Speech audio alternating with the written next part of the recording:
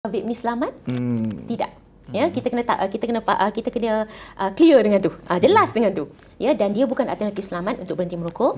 Ada cara lain yang lebih selamat. Dapatkan nasihat daripada pengamal perubatan ataupun doktor-doktor, ya. Terlatih apakah cara yang lebih selamat untuk berhenti merokok, satunya. Dan kita patut tahu vape ni dia banyak kesan-kesan dia.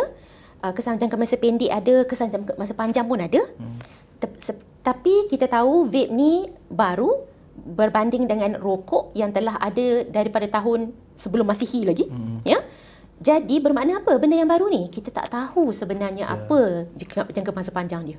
Mungkin lebih teruk, kita tak tahu. Setakat yang kita tahu pun dah teruk. Jadi lepas ni mungkin kita tak tahu lagi.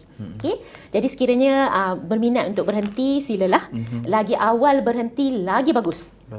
Jadi untuk ketagihan nikotin ke rokok ke vape, ya, lagi awal orang tu berhenti, lagi banyak kebaikan yang dia akan dapat.